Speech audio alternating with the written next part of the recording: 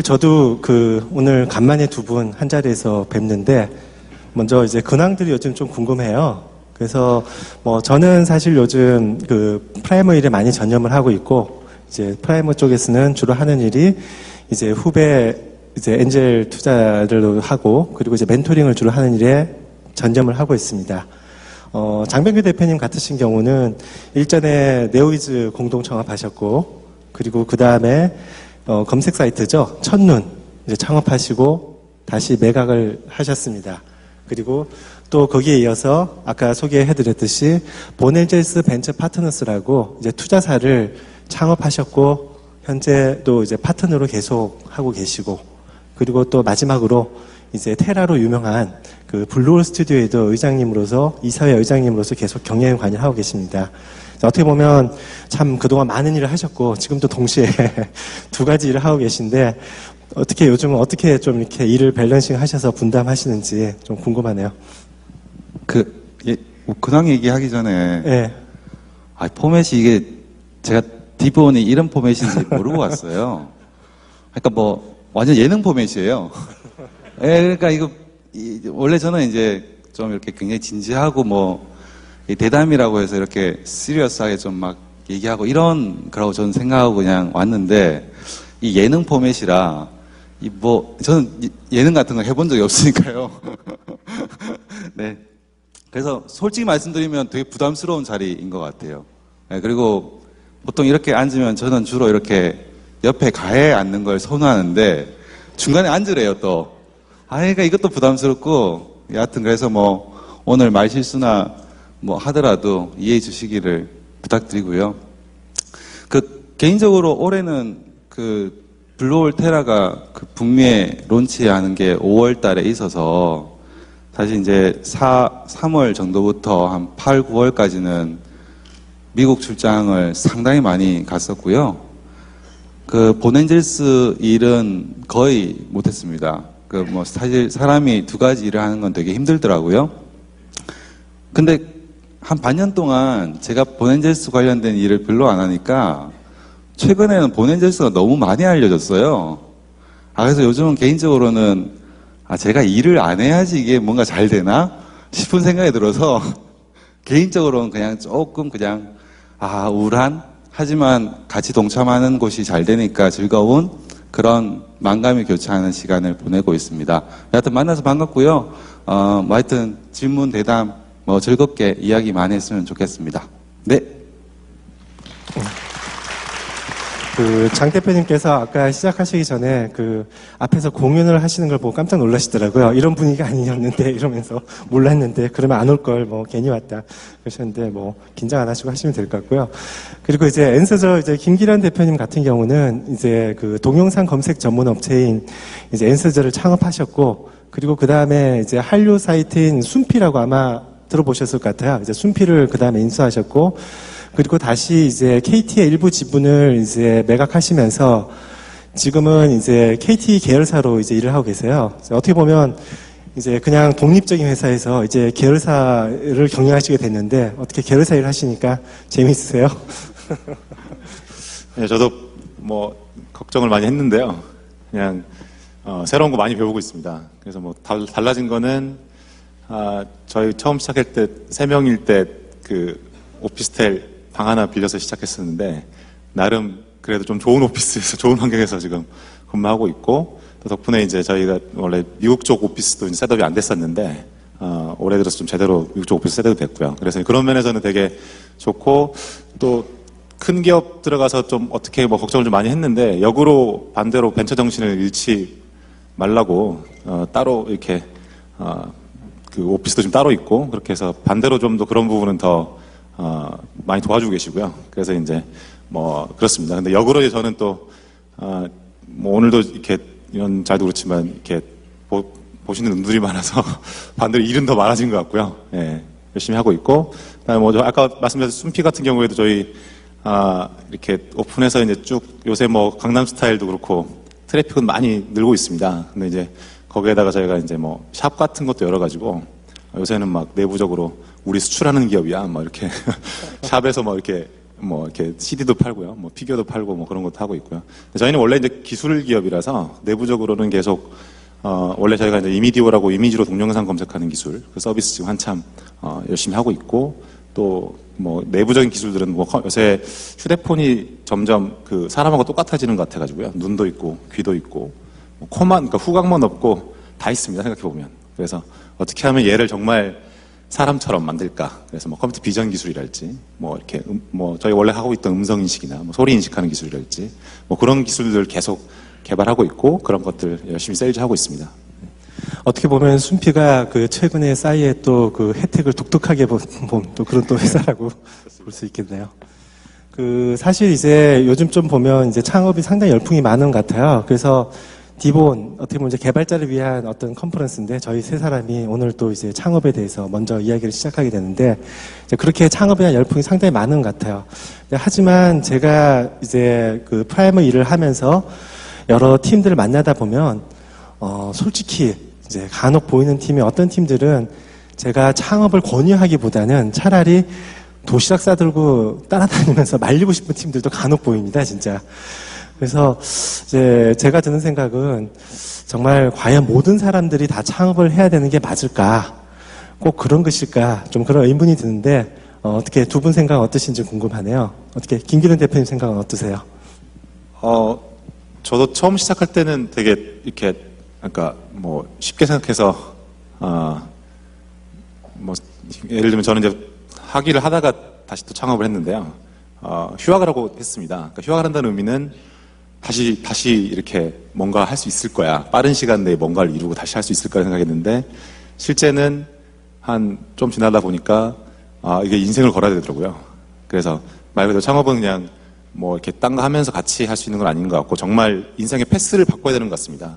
그리고 그 다음에 느꼈던 게 망하면 나 뭐하지라는 생각을 한 번도 해본 적이 없었는데 한 1년, 2년 지나다 보면 망하면 뭐하지라는 생각을 하게 되는데 그렇게 되면 망하면 다시 창업을 하거나 다른 회사에 들어갈 수 있는데 다른 회사에 들어가기 되게 애매해집니다. 왜냐하면 이력서에 대표이사라고 적어서 다른 회사에 이렇게 이력서 내기가 되게 힘들잖아요. 그래서 개인적으로는 창업은 물론 아이디어 가지고 빨리빨리 시작할 수도 있지만 창업은 정말 목숨 걸고 해야 된다는 표현처럼 정말 반대로 좀 진지하게 생각하고 하는 게 하다가 중간중간에 겪게 되는 이 정신 건강에 좋을 것 같고요. 네, 그럴 것 같습니다. 네, 장 대표님은 이제 김기련 대표님도 목숨 걸고 한다 이런 표현은 이제 자주 쓰는데 오늘 분위기에 목숨 걸고 뭐 이렇게 하시면 안 되는 분위기. 그런 얘기를 할 자리가 아닌 것 같아요. 예, 근데 창업을 모든 사람들이 할 필요가 없죠. 당연히 없습니다. 그러니까 어떻게 생각하시면 되게 좋을 거 아니냐면 창업하고 공동 창업자로 산다는 거는 그건 여러 삶의 형태 중에 한 형태다라고 생각을 하시는 게 좋을 것 같아요. 뭐냐면 어떤 분들은 뭐 대기업 들어가서 어떻게 보면은 이제 꾸준하게 커리어를 받고 성장해서 뭐 어떻게 보면 대기업 같은 경우는 임원이 되는 거 뭐 그런 걸 어떻게 보면 지향점으로 삼을 수도 있잖아요. 그런 것처럼 벤처를 한다는 것도 약간 그렇게 다른 삶의 형태다라고 받아주시는 게 좋은 것 같고요. 좋은 건 이런 것 같아요. 뭐 나쁜 점은 워낙 주변에서 많이 얘기하니까 그건 들으시면 되는 것 같고, 좋은 거는 창업을 하면 스스로 삶에 대해서 진지해질 수밖에 없어요. 매일매일 끊임없이 자기 자신에게 질문을 하거든요. 이렇게 척박한 일을 왜 내가 하고 있을까? 난 이 일을 왜 시작했을까? 이런 질문을 안 던지는 분들 제가 못 봤어요. 그러니까 그만큼 좀 삶에 대해서 좀 진지해지는 거는 있는 것 같아요. 그래서 뭐 그런 거는 좋은 것 같고요. 근데 그 길 자체가 또 척박하고 힘든 길이니까 뭐 모든 분들이 그걸 하실 필요는 없을 것 같다 정도의 얘기는 뭐 드릴 수 있을 것 같습니다. 네. 사실 뭐 저도 다음이 첫 번째 창업이었고 다행히 안 망해서 이렇게 계속 디본도 하고 있는데요. 지나 보면 가끔은 그런 생각이 들 때가 있어요. 야, 참 저는 이제 망한다는 거 아예 처음에 생각 안 하고 했는데 아, 참 망했으면 내가 어떻게 됐을까. 이제 이런 리스크도 뒤늦게 다시 한번, 특히 요즘 이제 프라이머에서 후배 창업가들 보면 좀 그런 생각이 들기도 하고요. 그리고 저도 이제 기본적인 생각은 뭐 소위 그러죠. 소는 누가 키우냐고. 이제 그러듯이 모든 사람이 창업을 한다. 이건 아닌 것 같고, 각자 맡은 역할들을 사회 내에서 하는 것들, 자기 적성에 맞는 것들, 그렇게 해야 되지 않을까 싶습니다. 오늘 이제 컨퍼런스에 많은 분들 참석해 주셨는데, 다들 개발자세요? 개발자 혹시 아니신 분 있으시면 손 한번 들어보시죠. 몇 분 좀 간혹 계시네요. 어쨌든 다 개발자들이신데, 이제 저희가 이제 프라이머 일을 하다 보면, 이제 어떤 팀들을 많이 보냐 하면은, 개발자들로만 구성돼서 팀을 구성해서 창업을 하는 경우를 많이 봅니다. 뭐, 실제로 예전에 1세대 벤처로 이제 한 어떤 게임 업체나 인터넷 업체 대부분 이제 초기 멤버들의 주축들이 다 개발자인 경우가 많았던 것 같아요. 그러니까 뭐, 다음만 하더라도 저나 이제 재용님이 다 이제 기술 출신 베이스였고요. 이제 그러면은 이제 개발자들이 많은 질문을 좀 제가 받는 게 뭔가 하면은 과연 개발자나 기술 출신인 사람들이 개발이 아닌 뭐 기획이나 경영도 잘할 수 있을까? 이제 이런 의문을 품으신 분들이 많더라고요. 나란히 저희 세 사람 다 보면 이제 기술 출신입니다. 그래서 한번 거기에 대해서 의견을 듣고 싶은데 어떻게 김기른 대표님부터 한번. 결국 팀으로 하는 거라서 저는 또 제가 너무 다 잘할 필요는 없다고 생각하고요. 근데 기본적으로 그러니까 계속 그렇게 하다 보니까 원칙에 이제 반대 생각하게 되는 것 같습니다. 그러니까 개발자가 무슨 사업을 하냐, 뭐 이렇게 보통 개발 생각하면 좀 이렇게 뭐라 그래야 되죠? 그러니까 오덕 갖고 이렇게 좀 이렇게 아니 오덕이라고 하니까 정말 기기라고 표현하면 굉장히 좋은다는데 이 오덕이라고 표현하니까 이게 역시 예능 포맷이네. 그러니까 뭐 그런 식으로 무슨 뭐 예를 들면 뭐 오덕이 말 나온 김에 오덕이 무슨 사업을 하냐 그러면 근데 이제 또 역으로 반대 측면에서 봤을 때는 좀 거짓말하지 못할 것 같고 좀 이렇게 한 말에 대해서는 좀 이제 뭐 그래도 지키려고 노력하는 것 같고 그게 또 어떻게 보면 개발자나 이쪽 특성이지 않습니까? 그래서 이제 반대로 저도 이제 꼭 한 10년 넘게 지금 사업을 하고 있지만 점점 가면 갈수록 그런 생각을 하게 되는 것 같아요. 점점 내가 너무 다른 거 아니냐 뭐 이런 느낌을 역으로 그래서 이제 반대로 뭐 그런 개발자의 마인드 뭐 신뢰를 좀 가지고 조금 더 하늘만을 지키려고 하고 뭐 그런 형태의 좀 장점들을 오히려 살리면 그게 결국에는 팀이 결속되게 하는 기본이 되는 그 기본 가치가 되는 것 같고 그 기본 가치가 기획이나 경영이나 이런 부분들까지 다 할 수 있는 그래서 저는 꼭 그런 뭐 기획 경영 그렇게 나누는 것보다는 오히려 그 기본 가치를 통해서 같은 팀이 잘 하게 그러니까 일하게 하는 게 가장 중요한 게 아닌가 그런 생각 가지고 있습니다. 본엔젤스도 사실 팀의 중요성을 굉장히 뭐 여러 번 계속 얘기하고 있기 때문에 뭐 팀의 중요성에 대해서는 아실 것 같고 근데 이런 거 있는 것 같아요. 뭐냐면 자 엔지니어링 백그라운드가 있는 사람이 기획 경영을 할 수 있느냐 이 전직은 가능해요. 근데 기획 경영 백그라운드인 사람이 엔지니어링 전직이 가능하냐 이게 가능하지만 좀 더 확률이 많이 떨어지는 것 같아요. 왜 그러냐면 기획 경영이라는 건 결국에 사람에 대한 얘기거든요. 사람에 대한 얘기는 저희가 다 사람이니까 뭐라도 좀 얘기할 수 있잖아요. 그죠? 근데 잊지 말아야 되는 건 뭐냐면 기획 경영도 전문 분야라는 거죠. 그래서 만약에 개발자가 기획 경영을 해낸다 라고 하면 일단 자세 자체가 난 기획 경영에 대해서 잘 모르니까 정말 더 열심히 공부해가지고 해야 돼. 그리고 내가 하면 시행착오가 그 전문 분야에 있는 사람들이 하는 것보다 더 많을 거야. 라는 자세는 정말 필요한 것 같아요. 그래서 뭐, 개발자들끼리만 창업하는 것도 전 나쁘지 않다고 생각은 하고요. 기획 경영만 할 수 있는 사람들만 모여가지고 창업하는 것보다는 낫잖아요. 그렇죠? 예, 뭐, 그렇게 생각을 일단 디본이니까. 예. 네, 디보는 개발자를 위한 컨퍼런스입니다. 조금 더 덧붙이자면, 저런 것 같아요. 물론 뭐, 꼭 하나가 좋다, 나쁘다, 뭐, 더 중요하다, 이렇게 말하기 힘들지만, 개발자만 있는 팀은 어떻게든 제품을 만들어냅니다. 그리고 돈 떨어지면 SIS라도 오퍼레이션이 가능해요. 근데 기획자만 있는 팀은 외주 줘서 계속 돈을 써서 개발을 해야 되고요. 돈 떨어지면 그냥 망하더라고요. 뭐 그렇다고 뭐 기획이 안 중요하다 이런 건 아니고요. 다만 저거는 아실 필요가 있을 것 같아요. 경영학을 전공한 사람이라고 해서 기획이나 경영의 전문이라고 생각하시면 안 됩니다.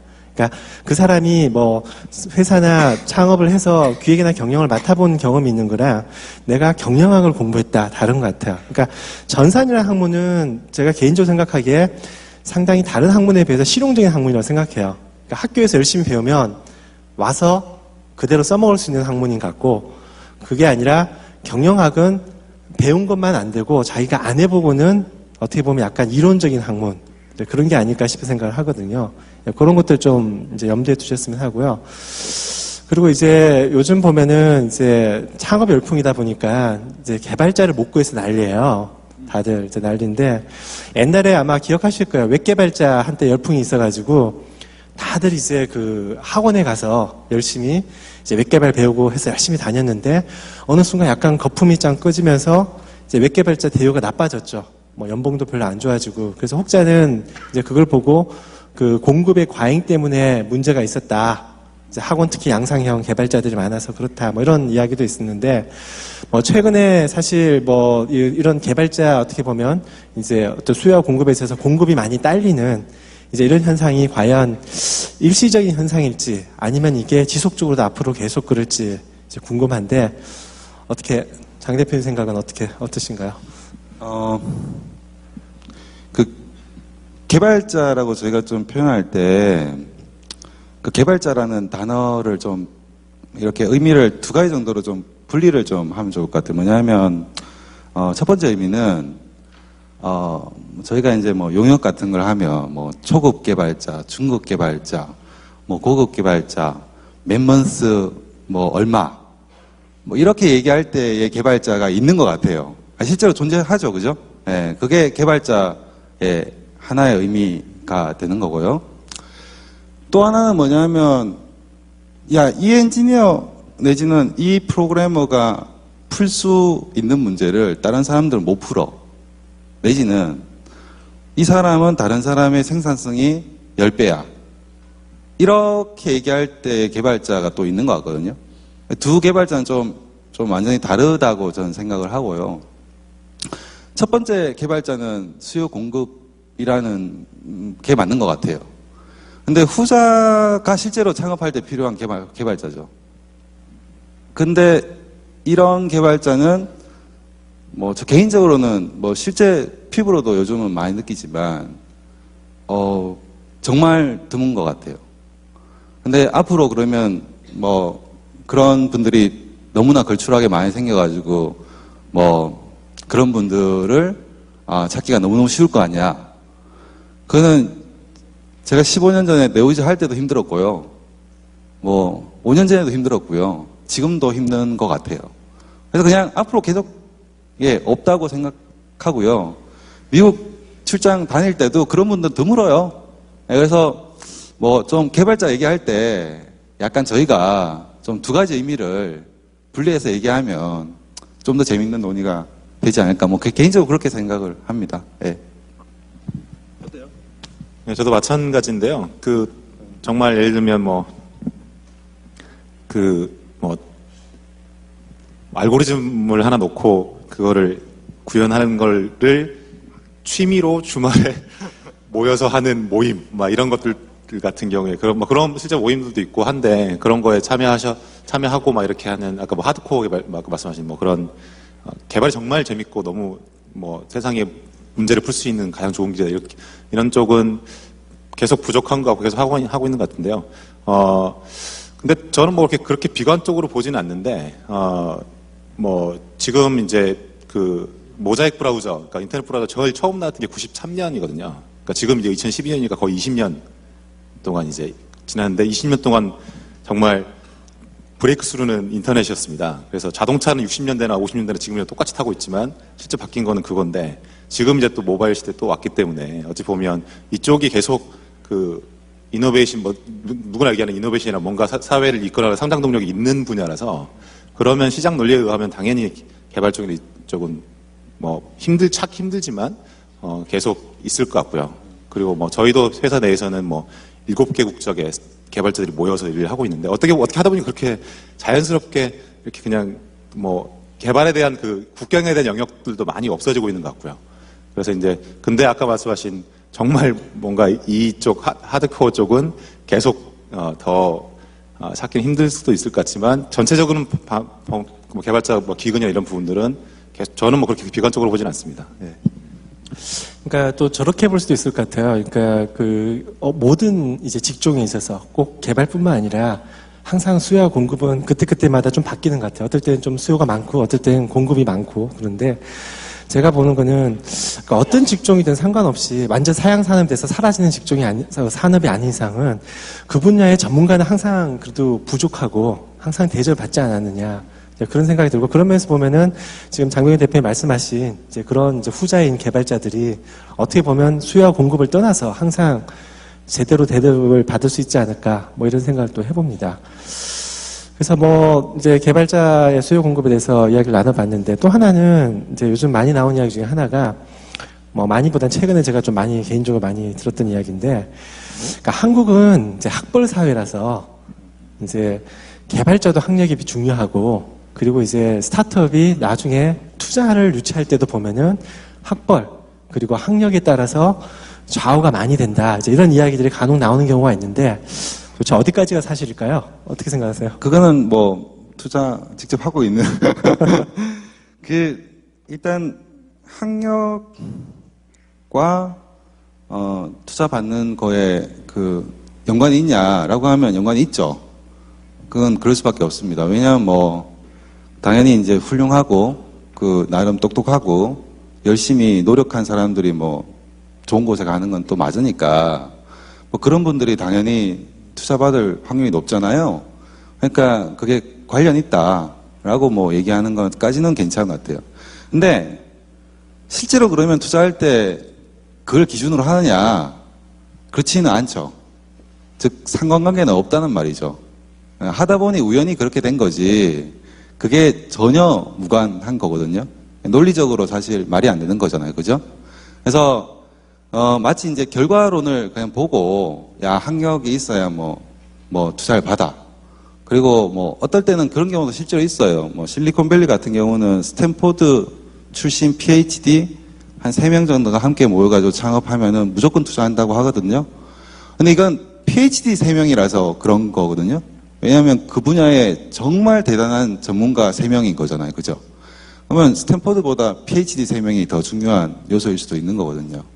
그래서 뭐 관련이 있는 건 맞는 건데 그 어떤 정말 이게 상관관계가 있는 문제냐 그걸 기준으로 하느냐 그거는 전혀 아니라고 보시면 될 것 같습니다. 뭐 지금 직접 투자하는 사람 뭐 보낸젤스의 어떤 스타일이기도 하니까요. 뭐 다른 데는 또 다르게 할 수도 있는데요. 뭐 저희는 그렇습니다. 예. 혹시 본인이 카이스트 출신이셔서 별로 차별을 못 받으신 건 아니고요? 사실 이게 앞에 있는 사람들이 사실 좋은 샘플이 아니에요. 왜냐하면 처음 하셔가지고 성공하셨잖아요. 저도 처음 해서 성공한 거거든요. 이게 평균은 아니잖아요. 벤처는 평균이 망하는 거란 말이에요. 사실 이제 좋은 내담자가 아닐 수 있어요. 예, 참고하셔서 들어야 되는 거고요. 그래도 뭐 생각을 전달하는 자리니까요. 예, 그렇습니다. 예, 망해본 사람 입장에서 말씀드리면 한번 망하셨습니다. 창업할 때 도메인이 다른 것 같습니다. 그래서 정말 아까 PhD가 필요한 도메인이 있는 것 같아요. 예, 정말 뭐 저도 이제 음성인식도 해봤고 막 이렇게 뭐 제조업이나 이쪽 할 때 정말 기술이 필요한 부분은 굉장히 중요한 것 같고요. 그거는 어차피 저도 못하는 부분이고 PhD가 필요한 부분이고요. 근데 이제 서비스나 이런 부분은 오히려 학력 때문에 더 생각이 이렇게 말만 많고 제대로 안 나오고 그래서 서비스나 이쪽의 트랙은 보면 정말 훨씬 더 학력이 더 배려가 되는 것 같은 느낌은 많이 들고요. 근데 그래서 이제 뭐 저희 같은 경우는 기술적으로 이제 출발해서 그쪽으로 경쟁자를 물리치고 살아남기 위해서 망하지 않기 위해서 하다 보니까 누가 더 잘하는데 그러니까 더 이제 PhD나 뭐 이런 사람을 많이 뽑으려고 노력을 했고 반대 트랙 서비스적인 트랙에서는 반대로 그게 더 걸림돌이 될 수 있는 그런 것 같습니다. 이제 두 분 좋은 의견 주셨는데 그런 것 같아요. 그러니까 저는 학력이라는 게 정말 아무도 학문이나 학벌 안 보고 공정하게 뽑는다. 이건 사실 거짓말인 것 같아요. 어차피 사람이라는 게 바이어스 되기 마련이기 때문에 뭐 학벌이 없으면 그냥 뭐 그런가 보다 하겠지만 학벌을 일단 보면은 아무래도 약간씩은 바이어스가 되는데 다만 사람마다 그 바이어스 되는 게 좀 다른 것 같아요. 그러니까 어떤 분은 분명히 어떤 투자자는 좀 더 좋은 학벌을 원하시는 분도 분명히 계시는 것도 사실이고 또 상대적으로 이제 그런 것보다는 정말 실적이 얼마나 좋은가 이제 그런 것들을 또 따지는 것도 있는 것 같고요. 사실 이제 프라이머 같은 경우는 저희가 이제 그 팀이 이제 저희가 인큐베이션이나 이제 그런 신청을 할 때 보면은 신청서에 저희가 학력을 적는 난이 없습니다. 그러니까 본인이 적고 싶으면 적고 안 적고 싶으면 안 적어도 돼요. 나름대로 좀 이제 어떻게 보면 좀 바이어스 안 되기 위해서 이제 그런 것들을 하기로 하는데 그 아까 김기련 대표님께서 말씀하셨듯이 대신 또 분야에 따라서 좀 차이는 있는 것 같아요. 그래서 이게 정말 그 어떤 뭐 아이디어에 기반한 서비스다. 그런데 뭐 꼭 학력이 좋을 필요가 있을까? 차라리 그런 아이디어에 더 이제 잘 알고 잘할 수 있는 사람이 될 것 같은데 만약 그게 아니라 이게 예를 들어서 뭐 보안에 관련된 뭔가 심오한 알고리즘이 필요하다. 근데 뭐 그래도 최소한 뭐 좀 학위까지는 아니더라도 좀 그쪽 전문 분야 경험이 없으면은 아무래도 좀 선뜻 뽑기가 그런 것 같거든요. 그래서 뭐 좀 재미있는 예를 들자면 결국은 그래도 이제 실적이 중요하지 않을까 싶은데 좀 재미있었던 게 옛날에 그 미국의 플러그 앤 플레이 센터에 가서 한번 잠깐 그 엔젤 투자 유치하는 한번 그 모임에 한번 나갔는데 그 중간에 그 한 팀이 나와서 뭘 보여줬냐면 어떤 매칭인가? 레주메랑 그 개인의 그 어떤 뭐 구인 구직을 이제 매칭시켜주는 알고리즘을 짜가지고 왔는데 그래서 어떤 분이 딱 질문하시더라고요. 그거 원리가 어떻게 되냐? 그랬더니 원리는 대외비라서 이야기해 줄 수 없다. 그러면 한번 좀 이그젠플을 좀 보여달라. 그랬더니 우리 데이터에 지금 2명밖에 안 들어있어서 보여줄 수가 없다. 그랬더니 우리가 뭐 보고 투자하냐? 그랬더니 우리는 예일대 출신의 뭐 아이비리그 출신의 뭐 나사 출신이다. 그러더라고요.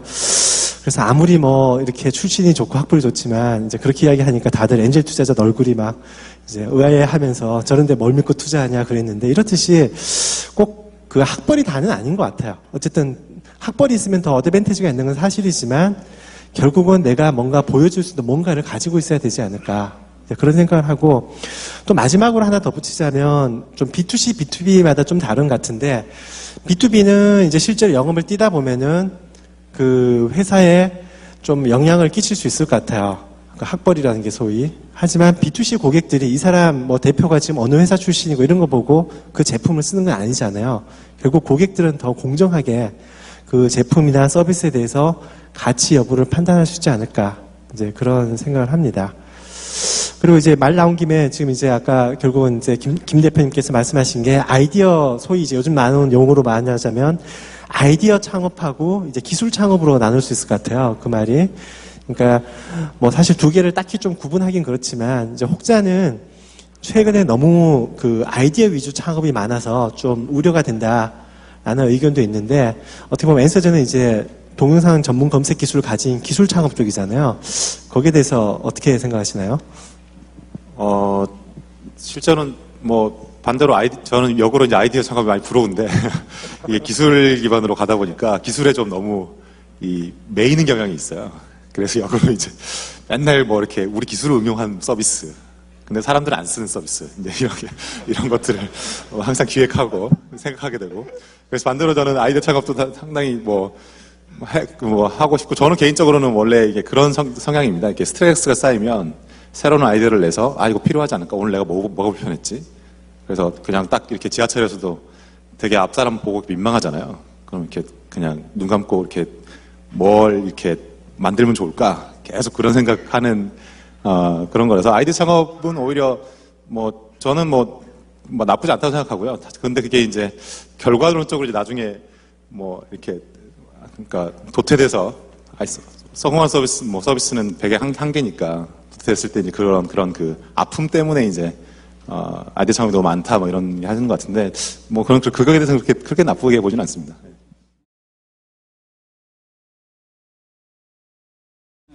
맞는 말씀인 것 같아요. 뭐냐면 아이디어 창업이라는 표현 자체가 좀 애매하긴 한데 당연히 이제 어떤 발상의 전환이라는 게 이런 것들이 되게 중요한 게 맞고요. 그러니까 아이디어 창업이라는 거는 있는 거죠. 기술 창업과 좀 다르지만 분명히 이제 밸류가 있는 건데, 이런 거는 좀 생각해 볼 주제예요. 뭐냐면, 아이디어 창업의 아이디어가 베끼기가 쉬운 경우가 또 있는 거거든요. 그러니까 이게 굉장히 심오한 사람에 대한 이해와 철학을 가진 어떤 발상의 전환, 레벨 수준이 있지만, 그렇지 않은 단순한 수준의 아이디어도 있단 말이죠. 그러면 이제 예를 들면 특허 같은 걸로 보호되지 않느냐라는 얘기 하는데, 사실 특허로 보호할 수 있는 영역이라는 게 굉장히 협소하거든요. 보호하기 위해서 비용도 상당히 많이 들고. 그렇기 때문에 아이디어 창업을 할 때는 버닝젤스 같은 경우는 좀 실행력이나 학습력까지 좀 같이 볼 수밖에 없는 것 같아요. 즉, 그런 아이디어를 내고 빨리 실행해서 학습하고 그 과정을 남들보다 어쨌든 좀 더 빠르게 해야만 결국에는 성공할 수 있다고 저희는 생각을 하거든요. 그래서 단순히 아이디어만 가지고 창업을 하겠다고 하는 거는 어떻게 보면 좀 위험한 거 아닐까라는 생각은 개인적으로 좀 있습니다. 네. 결국 아이디어보다는 실행력이 중요한 것 같아요. 그러니까 아이디어 하나만 달랑 갖고서 하면은 좀 그런데, 예전에 재밌었던 게 서울대인가 신촌인가에서 한번 대학생 창업 세미나 했는데, 그 친구가 자기는 아이디어를 이야기할 수 없대요. 이거 대회비라서 절대 이야기할 수 없다고. 그래서 권동현 대표님께서 그때 같이 하셨는데, 대표님께서 아이디어는 공공재니까 이야기를 해라 그랬는데, 절대 이야기할 수 없다고. 그래서 그러면 발표하지 마라. 그러면서 한 명씩 이제 돌아가면서 아이디어 이야기하는데, 갑자기 그 친구가 저거 내 거랑 똑같은 아이디어인데 딱 그러더라고요. 그 좁은 장소에서도. 그렇듯이 아이디어라는 걸 너무 이렇게 공공적으로 대놓고 떠벌릴 필요는 없겠지만, 오히려 그 아이디어를 많은 사람들하고 공유한다기보다는 많은 사람들하고 좀 의견을 들어보고 나름대로 더 발전해 나가는 게 필요하지 않을까 싶고요. 예, 예를 들면 아이디어 같은 경우 디펜스 할 수 있는 것들도 당연히 있어요. 여러분들 테트리스 아시죠? 예, 테트리스가 특허잖아요. 근데 테트리스를 다르게 만들 수 있는 방법이 별로 없어요. 다르게 만들면 테트리스가 아니거든요. 그러니까 더 테트리스 컴퍼니가 지금도 존재하고 돈을 버는 거거든요. 그러니까 이런 정도로 심플하면서 뭔가 디펜스가 가능한 아이디어면 당연히 돈이 되죠. 실행을 좀 못해도 됩니다, 심지어. 근데 이런 아이디어가 별로 없다는 거예요. 그래서 실행력이나 학습력을 얘기할 수밖에 없는 거거든요. 그래서 업에 따라 다르긴 한데 너무 이렇게 아이디어만 대회비인 경우에 저희가 보기엔 어쨌든 확률이 많이 떨어져요. 근데 그럴 경우에도 당연히 비즈니스가 될 수 있는 여지가 있는 거는 있다. 그 예지가 테트리스 같은 거다. 그런 건 특허도 디펜스가 너무 쉽다라고 생각하시면 좀 좋을 것 같습니다. 네. 네, 결국 핵심 경쟁력이 뭔가 가지는 게 중요한 것 같아요. 그게 실행력이든 기술이든 아니면은 뭔가 특허든 아니면 남들보다 많은 사용자든 뭔가. 김기현 대표님 아이디어 많다고 하셨는데 나중에 좀 주시면 저희가 스타트업들한테 좀 조사 한번 사업화 시켜보겠습니다. 네, 망하는 99개에 들어가지 않을까. 네. 이제 저는 또 이런 생각도 좀 들 때가 있어요. 저는 이제 세간에 뭔가 창업에 대한 미신들도 지금 좀 간혹 잘 보이지 않냐. 그러니까 예를 들면 작게는 저런 게 있는 것 같아요. 예를 들어서 뭐랄까, 창업하면 왠지 멋있어 보일 것 같다. 이런 로망도 좀 가끔 가지신 분도 보이시는데, 제가 일전에 한번 이런 약간 후배 창업가랑 같이 한번 창업 콘서트를 한 적이 있는데, 그때 후배 창업가가 이렇게 이야기하더라고요. 아주 솔직한 이야기죠. 창업한 지 얼마 안 됐는데, 정말 창업하면 정말 멋있을 것 같았는데 해보니까 하나도 안 멋있고 생각보다 훨씬 머리 아프고 복잡하고 정신없고 어렵더라. 이제 이렇게 이야기를 하더라고요. 그리고 이제 이거는 어떻게 보면 좀 마이너한 거지만 이제 개인적으로 제가 어떤 스타트업들한테 제가 꼭 이야기하는 게 있는데, 예를 들면 이제 한 가지는 린하게 가라. 그러니까 다른 말로 이야기하자면 좀 꿈은 크게 가지더라도 이제 실행할 때는 하나씩 좀 천리길도 한 걸음부터 하나씩 하라고 많이 이야기를 해요. 그러니까 왜냐하면은 요즘 린 스타트업 많이 유행입니다만 그게 우리가 고객에 대해서 먼저 잘 모르는 상태에서 우리가 멋대로 제품이나 서비스를 만들면 가치를 제대로 전달할 수도 없기 때문에 차곡차곡 한 단계씩 검증해보고 가라는 뜻도 있고요. 또 하나는 처음부터 한꺼번에 가면 망해요. 그래서 이제 그런 스타트업들 만나면은 저 만나면 그래요. 저 이 대표님 1년 전에만 뵀더라도 이렇게 안 됐을 텐데 이제 그런 분도 있는데 제가 그러죠. 1년 전에 저 뵀으면은 아마 제가 이야기해도 안 먹혔을 거다. 이제 그러던데 그런 식으로 좀 뭔가 단계별로 가는 걸 제가 많이 강조를 합니다. 이제 그런데 어떻게 뭐 두 분도 보면은 뭔가 후배 창업가들한테 제발 이거는 꼭 해라, 아니면 하지 마라, 아니면 그건 미신이다, 뭐 이렇게 좀 강조하고 싶을 게 한두 가지 있으실 것 같은데 개인적으로는 말씀을. 추석이나 설날에 내려가서 창업했다고 얘기 안 하는 게 좋은 것 같은데요. 아, 왠가요? 뭐 아니, 엄청 그러면 결혼하라 압박인가요? 네, 그러면 결혼하라 굉장히 같은. 많은 얘기를 들어야 되잖아요. 그러니까 창업하는 좋은 거, 노하우입니다.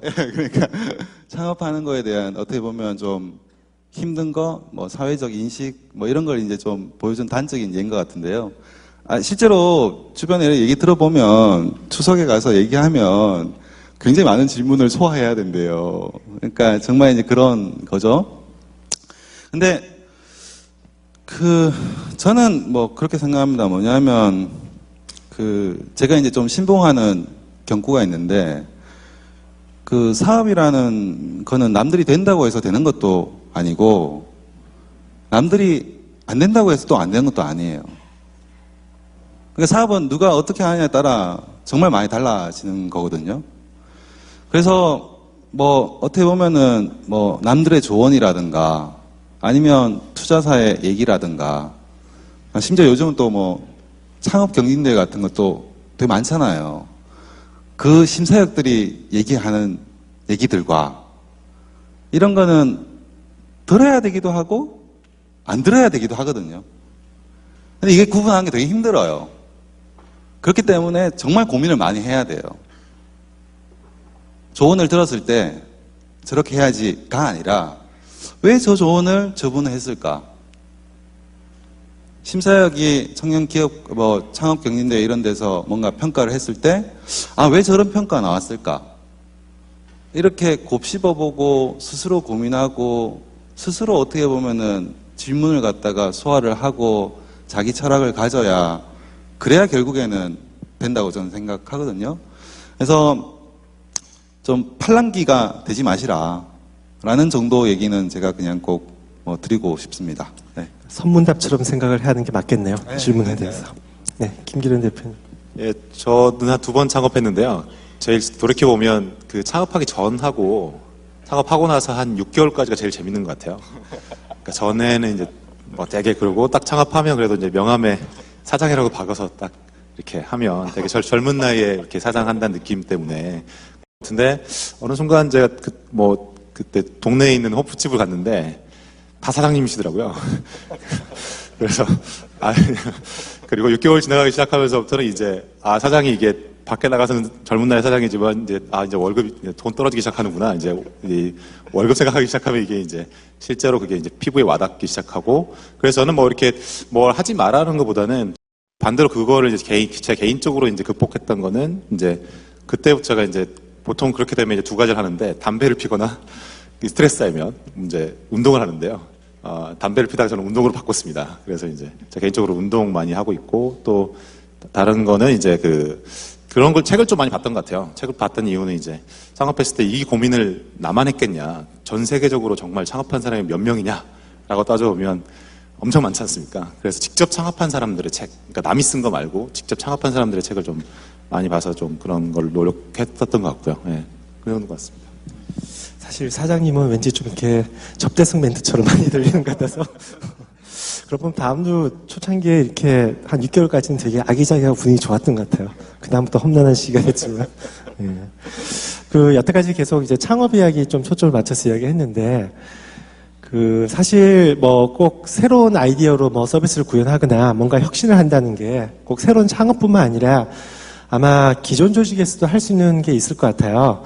뭐 그게 어떻게 보면 기존 조직에서 뭔가 환경을 만들어줘도 또 좋겠지만 또 나 개인이 스스로 노력해야 될 것도 있을 것 같은데 어떻게 김기련 대표님 현재 실제 엔서저 운영하시면서 어떻게 그렇게 좀 만들어 주시고 계시나요? 그게 이제 뭐 저희 같은 경우는 이제 출퇴근 시간이 없거든요. 그래서 이제 아예 그냥 출퇴근 시간에 대해서 터치를 안 하는데 계속 1년에 한두 번씩 싸웁니다. 안 보이는데 어떻게 일을 하느냐, 뭐 이런 식으로 계속 싸우기도 하고. 특히 개발자가 그렇죠. 네, 맞습니다. 그래서 또 이제 뭐 이렇게 하는데 오히려 이제 그러니까 이제 보통 뭐 고등학교 때 그렇지만 뭐 시키면 더 공부 안 한다고 해서 그래서 난 엄마가 왜 이렇게 뭐 엄마는 그냥 해줘야 될 게 과일 썰어주고 이렇게 뭐 그러니까 밥 좀 잘 먹게 해주고 공부에 대해서 일하지 안 하는 게 오히려 더 공부를 하게 만드는 길이다. 그 원칙을 저는 계속 유지하려고 하는데 1년에 한두 번씩 싸우는데요. 근데 아이디어는 계속 뭐 저는 개인적으로는 제가 아이디어가 꽤 많은데 항상 이렇게 아이디어를 얘기하면 또 이상한 뭐 얘기한다고 막 그래요. 그러면 제가 자존심이 상해서 그래서 저도 작년에 이제 그 대법원 행사 얘기를 듣고 저도 그 후에 주말 코딩을 시작했습니다. 그래서 주말에 조금씩 하나 만들어서 야 되지 않냐라고 하면 별거 아닌데 또 막 그렇게 해요. 그래서 이제 반대로 이제 그 아이디어를 어떻게 하면 그 아이디어만 가지고 그러니까 실제로 이게 실행까지 가기 위해서 어떻게 조직을 만들까? 그러니까 그걸 고민 많이 합니다. 그래서 제가 직접 주말 코딩을 하는 이유도 조금 더 실현 가능성을 보여줘서 될 것 같지 않냐? 될 것 같지 않냐? 이렇게 이제 하기 위해서 노력하고 반대로 이제 제가 이제 제뿐만 아니라 모든 멤버들이 그렇게 좀 같이 해보자는 분위기를 만들기 위해서 노력하는데 뭐 쉽지만은 않은 것 같습니다. 예, 예. 그렇게 하고. 그 뭐 어떻게 보면 여기 디본 컨퍼런스 뭐 이제 뭐 4가지 정도에 대한 얘기를 뭐 최재현 대표님이 해주셨지만 뭐 소통이란 단어가 있잖아요. 근데 내부 조직이 이노베이션을 하기 위해서는 근본적으로 내부에서 이노베이션 하는 거에 좀 힘든 부분이 있는 것 같아요. 그래서 내부적인 시각만으로는 이노베이션 하는 게 상당히 코스트가 높은 것 같고요. 결국에 이런 내부적인 시각과 외부적인 시각이 같이 맞물릴 때 사실은 굉장히 중요한 이노베이션이거든요. 근데 이거는 그냥 뭐 소통하자. 그냥 외부적 시각을 뭐 들어야지. 로는 이게 되게 쉽지 않은 것 같아요. 그게 아니라 의도적으로 포맷을 맞추고 의도적으로 효과를 노리고 해서 이 내부적인 시각과 외부적인 시각이 이렇게 같이 이렇게 돌 수 있도록 뭔가 포맷을 만들고 노력하고 지속해야만 사실은 이 이노베이션이 가속화되는 것 같거든요. 뭐 그런 면에서 이제 다음 디본 행사에 이제 그런 키워드가 사실 개인적으로는 좀 마음에 드는데요. 그렇게 내부적인 이노베이션이 참 힘든 것 같아요. 그렇기 때문에 사실은 벤처라는 걸 갖다가 이노베이션에 어떻게 보면은 성장 동력으로 사용해서 이노베이션 된 거를 대기업들이 어콰이어를 하는 거잖아요. 그죠? 그러니까 외부에 이노베이션 이미 된 거를 대기업이 어콰이어 하는 게 이런 내부, 외부 하는 것보다 쌀 때가 있다는 거죠. 그만큼 또 어떻게 보면은 이노베이션 하는 것 자체가 참 쉽지 않은 문제 아니냐. 근데 요즘은 그나마 뭐 여러 툴들이나 커뮤니케이션 툴들이나 협업 툴들이 너무 좋아져서 최근에 뭐 오픈 이노베이션 같은 움직임들이 있잖아요. 그런 게 이제 결국에는 기존에 좀 힘들었기 때문에 그런 흐름들이 생기는 거라고 생각하거든요. 그래서 어떻게 보면 개발자분들도 단순히 그냥 어떤 조직 내에서 개발을 꾸준하게 하는 것 이외에 뭔가에 참여하고 소통해가지고 스스로 좀 성장하고 혁신하는 기회가 필요한 거겠죠. 대략 그런 생각이 드네요. 네. 사실 뭐 장 대표님 내부 커뮤니케이션 말씀하셨는데 참 쉽지가 않은 것 같아요. 그게. 저도 그 다음에 있을 때는 밖에서 뭐라 이야기하면은 나도 아는데 나도 알거든 그러면서 근데 당신이 와서 해봐 막 그런 생각 들다가 막상 밖에 나오면 또 잔소리하고 막 그러는데 참 그 적당히 관점이 섞이는 게 참 중요한 것 같습니다. 그래서 이제 그 시간이 슬슬 돼서 마지막으로 뭐 이야기해보고 나머지는 좀 그 청중들 질문을 좀 듣고 싶어요. 그래서 이제 슬슬 질문 궁금하신 거 있으시면 다음 캠프에 하나씩 남겨주시면 제가 보고 좀 질문을 고르겠습니다.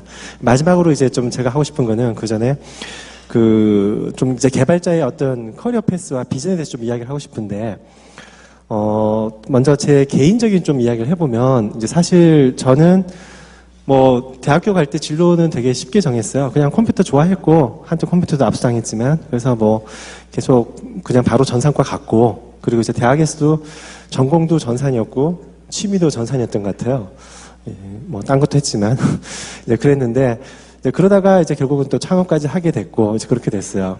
사실 이제 대학 갈 때는 이제 집에서는 개인적으로 그냥 의대 가지 막 그랬는데 저는 그때 의사는 도저히 적성이 안 맞는다. 제가 피 보는 거 싫어하거든요. 이제 그래서 안 하고 그 다음에 대학 다닐 때도 집에서 교수님 집안에 교수님 한 명 있으면 좋겠다. 네, 그래가지고 제가 교수가 얼마나 하기 힘든데 그 당시 정말 힘들었거든요. 지금도 힘들지만 그 노력이면 내가 뭘 해도 하겠다. 차라리 딴 거 하겠다. 이제 그러다가 창업을 하게 됐습니다.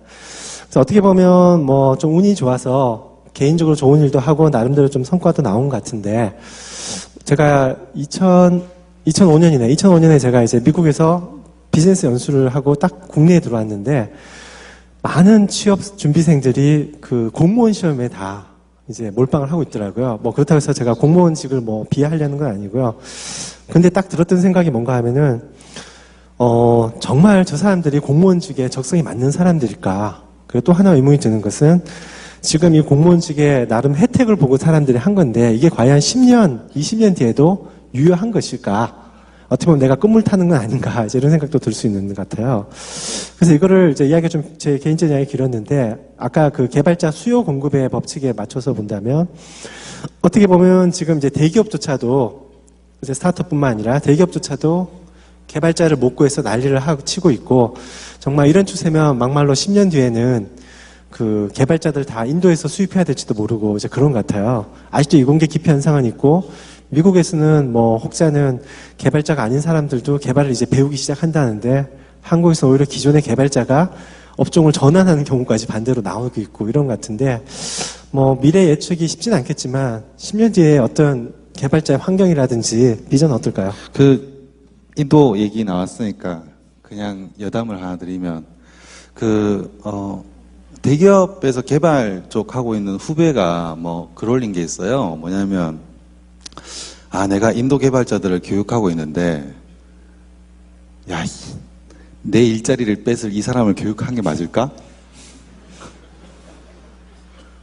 내가 중국인 개발자를 교육하고 있는데 산업 스파이가 될지도 모르는 얘를 교육한 게 맞을까? 뭐 이제 이런 걸 올렸더라고요. 굉장히 공감이 막 됐어요. 막 이렇게. 그런데 이걸 또 역으로 생각해 보면 그만큼 개발 쪽은 글로벌하게 뭔가 이렇게 기회가 있는 것 같아요. 무슨 얘기냐면 뭐 프로그래밍 랭귀지는 랭귀지잖아요. 그쵸? 이미 언어란 말이에요. 그러면 그걸로 대화할 수 있는 거거든요. 그리고 뭐 영어를 써야 된다. 그나마 개발 쪽 영어는 쉬워요. 미국 사람들 만났는데 저 뭐 영어 정말 못하는데 그들끼리 만나면 처음 캐주얼하게 인사할 때 스포츠 얘기하고 뭐 이런 거 한단 말이에요. 대화가 너무 힘들어요. 문화적인 이해가 없으니까. 근데 개발은 좀 문화적 이해가 없어도 대화가 되거든요. 그러니까 어떻게 보면은 뭐 그런 글로벌 환경이 굉장히 많은 스트레스를 주기도 하지만 사실 그 스트레스는 또 여러분들에게 굉장히 큰 기회이기도 한 거거든요. 그래서 한국에서만 개발하면은 우리는 어떻게 보면은 부당한 처우를 받아. 뭐 이런 생각을 할 수도 있는데 반대로 생각하면 점점 글로벌이 플랫해지면서 평평해지면서 개발자분들에게 정말 수많은 기회가 제공되는 시대가 저는 계속 오고 있다고 생각하거든요. 그런 면에서 개발자 정말 멋있는 어떻게 보면은 아키텍처랑 할 수 있는 그런 수염 긴 어떻게 보면은 20년, 30년 엔지니어링한 그런 구루들. 저는 한국에서도 당연히 나올 거다. 그리고 그들이 글로벌에서 굉장히 활약하는 시대가 저는 올 거다라는 믿음을 개인적으로 좀 가지고 있습니다. 네, 한 10년쯤 후면 그렇게 되지 않을까요? 점점 변하고 있으니까, 그죠? 네. 또 어떨 것 같아요? 네, 저도 글로벌 쪽은 저희도 지금 회사에 우크라이나 친구도 있고요. 실제 글로벌하게 하시고 계시죠? 프랑스 개발자도 있고 뭐 이렇게 있습니다. 그래서 왜 한국에 와서 일을 하냐라고 하면 오히려 한국 이상이 많이 못 파서 그런지 한국이 재밌대요. 이렇게 주말에 할 것도 많고. 싸이 때문 아니에요, 싸이 때문. 소녀시대 강남 스타일. 그래서 오히려 그냥 환경 자체가 점점 우리나라도 이제 글로벌화 되고 있고, 미국에서 저도 아까 말씀하신 인텔 광고 보면 광고에서 막 누가 한 명 걸어오는데 막 박수를 치거든요. 근데 인도 분입니다. 근데 마지막에 끝나는데 우리 아우 스타라고 끝나거든요. 우리 스타. 근데 인벤터 오브 USB로 끝납니다.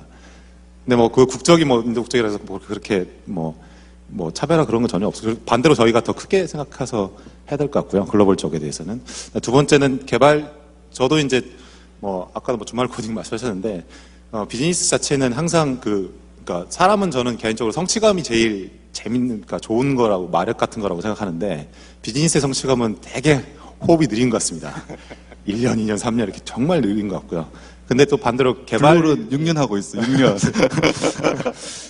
개발이라는 것처럼 좋은 또 그 직업이 없는 것 같아요. 직업을 보면 그거는 이제 매일매일 타스크를 쪼갤 수 있고 매일매일 성취감을 느낄 수 있고 또 이게 완성돼가는 걸 보면 없었던 것들이 하나 생기는 거기 때문에 이것처럼 또 성취감을 느낄 수 있는 직업이 흔치 않은 것 같습니다. 그래서 이제 그런 측면에서 봤을 때는 정말 좋은 직업이기 때문에 뭐 글로벌이 됐든 국내가 됐든 저는 아까 말씀드렸지만 비관적으로 보지는 않고 네. 계속 것 같습니다. 네, 다들 긍정적으로 보시네요. 그 이제 질문을 제가 한두 개 뽑아봤는데요. 첫 번째 질문 드리고 싶은 거는 개발자의 수명이 직업적으로 봤을 때 얼마까지 할 수 있을까요? 100발까지 과연 할 수 있을까요? 라고 하는데 그래도 저희 세 분 중에 가장 실제 현업에 계신 어떻게 김기련 대표님 어떻게 생각하시나요? 이게 제가 지난주에 저희 회사에 인도 친구가 있습니다. 저 PhD인데요. 그래서 이제 그 음성 인식하는 걸 전공한 이제 친구 찬드라는 친구인데 친구가 저한테 이제 맥주 먹으면서 상담을 한 게 인도 가서 사업을 하고 싶다.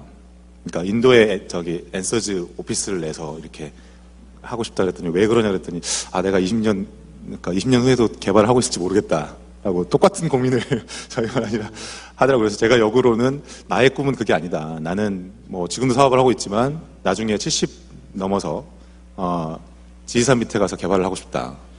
그래서 지리산 밑에 가서 저는 어드벤처 게임을 한번 만들어보고 싶다. 옛날에 했던 그 레리 시리즈나 뭐 그런 게임 한번 만들어보고 싶다가 나의 꿈이다 역으로 그런 얘기를 했거든요. 이게 왜냐하면 이제 요새는 화상통화가 되고 뭐 글로벌 다 되기 때문에 지리산 밑에 가서 게임 개발한다고 해서 뭐 이렇게 나쁠 것 같지 않더라고요. 그래서 이제 역으로 그래서 너무 그거를 개발을 하게 되면 비즈니스 못한다. 역으로 비즈니스 하게 되면 개발 못한다. 이거는 너무 고민하지 마라라는 표현을 반대로 했었는데. 예. 그러니까 뭐 보면은 어떻게 보면은 개발이라는 것 자체가 뇌의 활동이잖아요.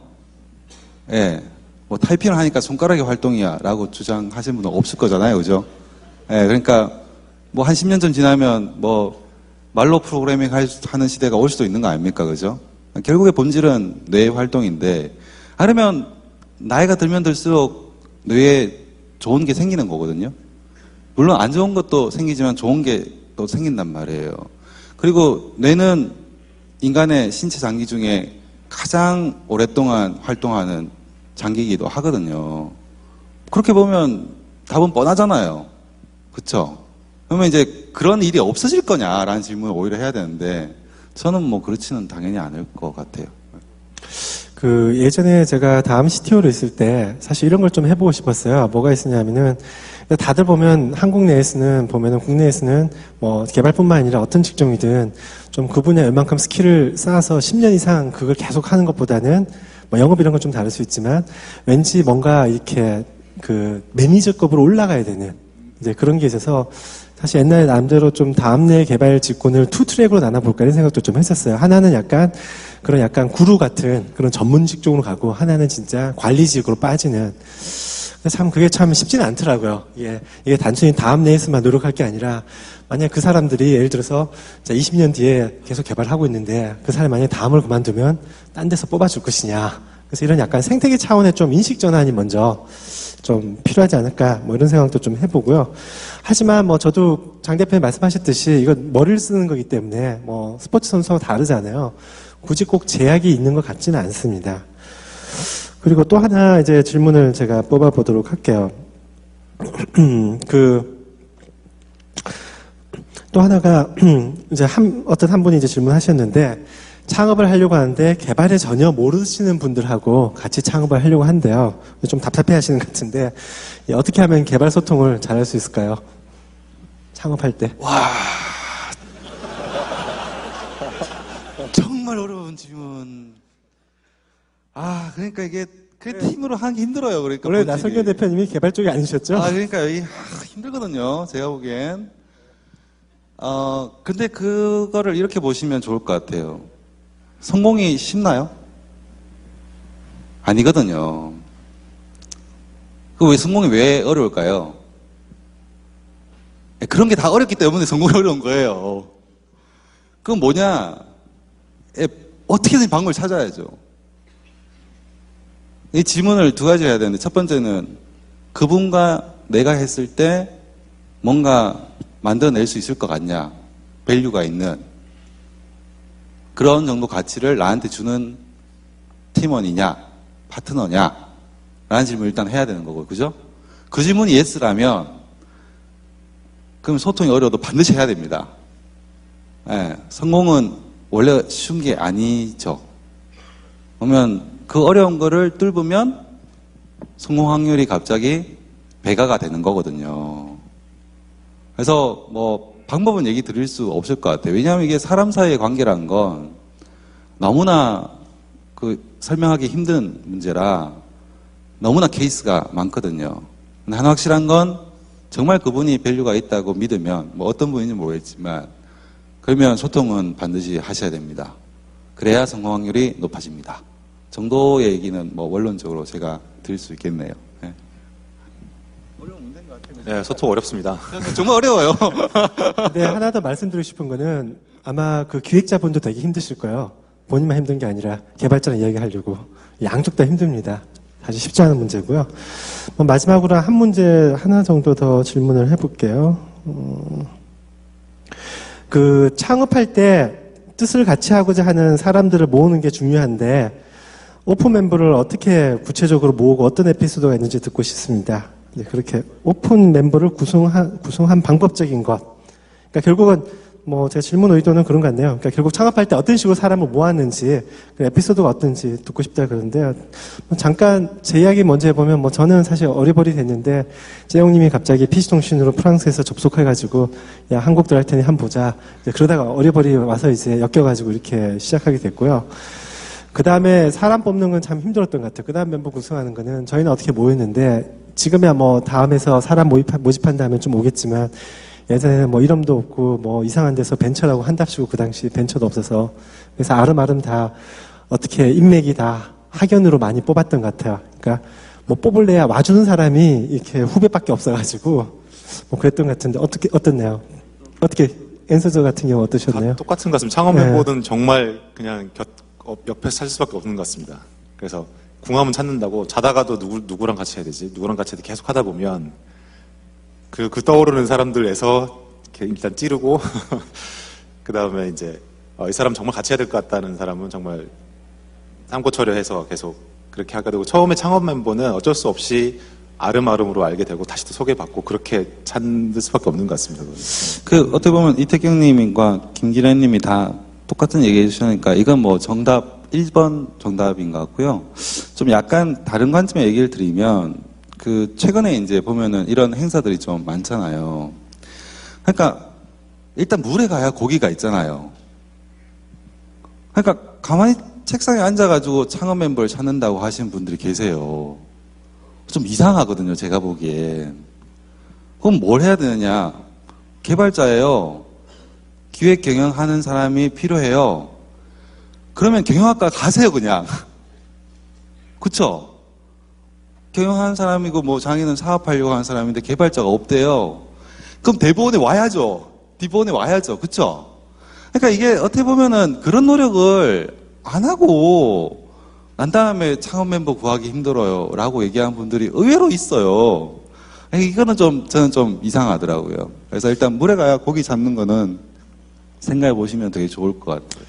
아까 잠깐 제가 개발자 아니신 분 손들으시라고 했더니 몇 분 안 되셨는데 이제 그런 분들이 여기서 훌륭하게 이제 개발자를 구하실 수 있는 방법을 지금 가지고 오신 거고요. 그리고 조금 더 이제 첨부하자면 아까 이제 다음 측면에서 말씀드렸고 제가 이제 프라이머 측면에서 말씀드리자면 지금 아까 앞에도 말씀드렸듯이 개발자가 훨씬 더 부족합니다. 쉽게 말해서 여러분은 더 인기가 있는 직종입니다. 그러니까 좋은 기획자 구하시기 좀 더 쉬우실 거고요. 혹시 뭐 좋은 기획자 없으시면 저한테 찾아오십시오. 제가 좋은 개발자 찾는 훌륭한 기획자는 많이 있습니다. 반면 반대가 별로 없어서 그런데요. 예, 아무튼 뭐 아쉽지만 이제 시간이 거의 다 된 것 같아서 이 정도로 마치도록 하겠습니다. 두 분 참석하셔서 수고하셨습니다. 네.